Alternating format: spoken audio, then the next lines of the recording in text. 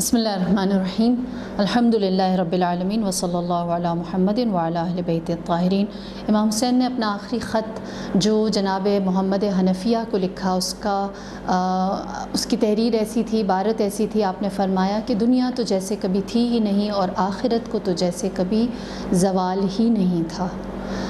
आपका ये मुख्तसर सा ख़त अपने अंदर बहुत सारी बातों के लिए बहुत सारे असरार से पर्दा उठाता हुआ नज़र आता है।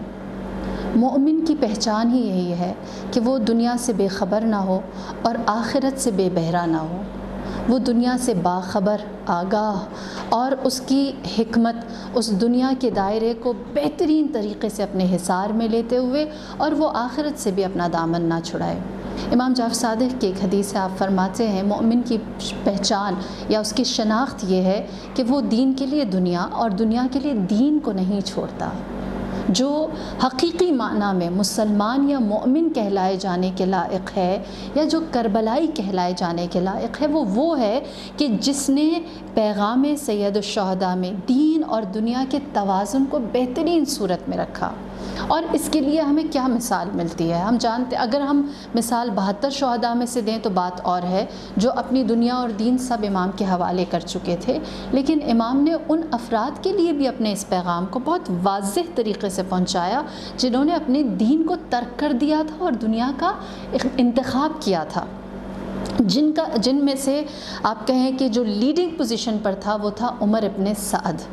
उमर इब्न साद से इमाम ने कहा कि मेरे से डायलॉग करो, मेरे से मुज़ाकरात करो, हम बैठकर बात करते हैं।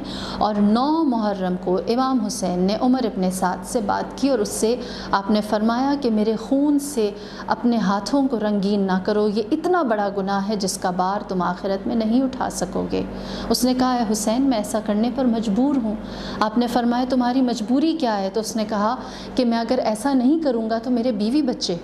आपने जवाब में फ़रमाया, अपने बीवी बच्चों, अपने अहलो अयाल की फ़िक्र ना करो, उनकी ज़मानत मैं तुम्हें देता हूँ। देखिए, आपने ये नहीं कहा कि दुनिया की फ़िक्र है जबकि जन्नत का सरदार मारा जा रहा है, आखिरत तुम्हारी कैसे बनेगी? फ़रमाया, दुनिया की फ़िक्र सही है, अहलो अयाल का ख़याल दुरुस्त है, उनकी ज़मानत मैं तुम्हें देता हूँ। उसने कहा, सिर्फ़ इतना नहीं बल्कि मेरा कारोबार बैठ जाएगा, मेरे जितने भी एसेट्स हैं, मेरा जितनी जायदादें हैं, प्रॉपर्टीज़ हैं, ये सारे ज़ब्त कर लेंगे। इमाम ने फ़रमाया, अगर ऐसा है तो मेरे पास एक बाग़ है जो मेरे बाबा ने मुझे दिया था, वो मैं तुम्हारे नाम करता हूँ, जिसकी सालाना आमदनी इतनी होगी कि तुम्हें कभी भी माल की तंगी नहीं होगी। इमाम ने ये नहीं कहा कि तुम माल दुनिया की या अपनी जायदादों की फ़िक्र क्यों करते हो। इमाम ने उस फ़िक्र को भी उसके दुरुस्त समझा, उसके लिए भी तवाज़ुन रखा, उसके उस तवाज़ुन को अप्रिशिएट किया और फरमाया, मैं तुम्हें उसके मुतबादिल एक बेहतर ऑप्शन देता हूँ। फिर उसके बाद उसने कहा, सिर्फ इतना ही नहीं बल्कि मुझे शहर रय की मिनिस्ट्री का वादा दिया गया है कि उसका मुझे हुक्मरान या सुल्तान बना दिया जाएगा। इमाम ने उसके जवाब में कहा, मानते हो मैं सादिक़ और अमीन का नवासा हूँ? उसने कहा, मानता हूँ, आपने कभी झूठ नहीं बोला। फरमाया, अगर ऐसा है तो मैं सादिक़ और अमीन का नवासा तुम्हें कहता हूँ, शहर रय की हुकूमत छोड़ो, तुम्हें उधर का अनाज भी नसीब ना होगा, तुम वहाँ का गंदम भी नहीं खा सकोगे।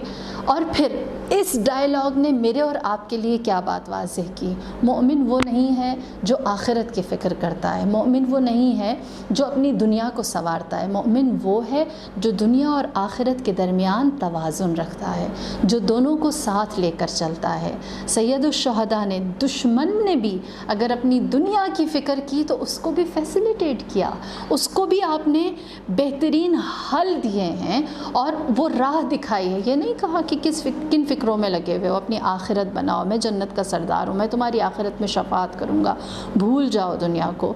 तो शनाख्त मोमिन की ये है, शनाख्त करबलाई की ये है कि वो दुनिया से बाखबर और आखिरत से आगाह रहता है, उसके लिए तैयार रहता है। वो उस कश्ती की मानंद है जो इस दुनिया के ऊपर तैरती हुई अपनी मंजिल की जानिब पहुँच जाती है, ना दुनिया के दामन को अपने अंदर इतना समेट लेती है कि गर्क हो जाए और ना उससे इतनी अलग हो जाती है कि उस पर तैर ना सके। परवरदिगार आलम हमें ये तौफ़ीक़ इनायत करे कि हम लोग हकीकी मानों में वो मुतवाज़िन मोमिन और मुस्लिम बन सकें जो दीन और दुनिया के तवाज़ुन के साथ अपनी मंजिल मक़सूद तक पहुँचते हैं। वस्सलामु अलैकुम।